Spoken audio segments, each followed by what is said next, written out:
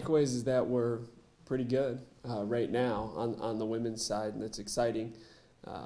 But I think we still have our best races to come. We weren't great from first to last. We still got some gaps that we got to work on because I do think that we can roll with some of the teams that beat us this weekend. But the nice part is we still got a month and a half left of the season. So plenty of time to still work on that. But right now we're in a really good spot with that women's team. Emily Bird, we expect that from her. She expects it from herself. She was actually a little bit disappointed in her race, which is, it's always encouraging because she's going to work really hard and she's going to put herself in the right positions in races to be our low stick in our top runner.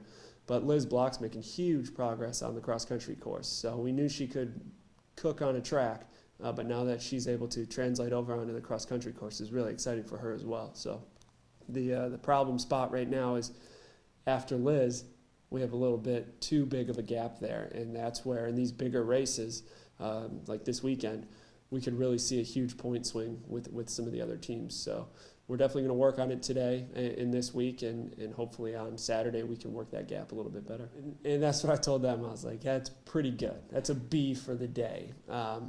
And it's just where we're at with that crew. We're doing it with sophomores and freshmen, and we knew that at the beginning of the year, but it's a huge step in the right direction from Michigan State. Michigan State was not very good, and it left a bad taste in all of our mouths. So for them to come back and respond in a very positive manner as young athletes, I think that's just going to continue to put them in the right spot as the championship races roll around. So we did have a ton of PRs, but PRs are only part of the equation in cross country.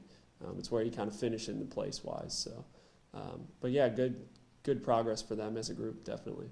The big thing that we've been harping on this year is, we train in a group, in certain groups, 2 or 3 different groups, and we want to find that in a race. Because it's a lot easier when the going gets tough in a race if you got a teammate with you to kind of keep you accountable, and then you can help them, they can help you. And the women have got it. That's why they're having so much success. The men, we're still working on that, but with them being young, it's kind of understandable. But this weekend, we're going to have some individual kind of strategies for different runners. On the women's side, we've had a solid top 6, top 7 girls for the first 2 races.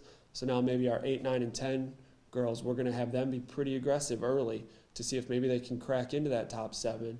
And we really don't have anything to lose by doing that because we have those stable athletes up front. On the men's side, it's going to be probably more of that pack mentality where our 1 through 5 runners are pretty close with each other, and that's what we score in cross country.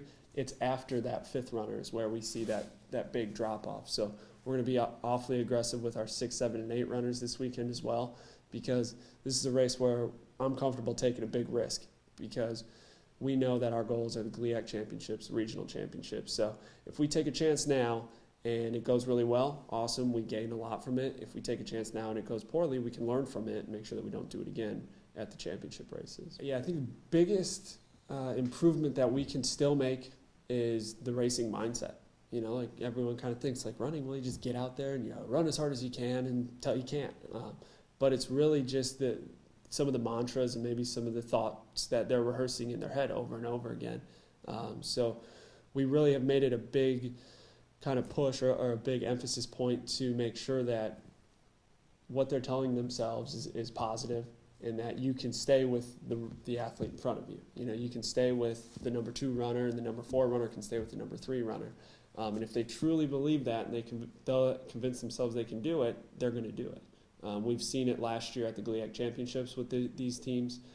So we're just trying to do it a little bit sooner in the season. But we're definitely capable of doing that and closing those gaps up a little bit. So.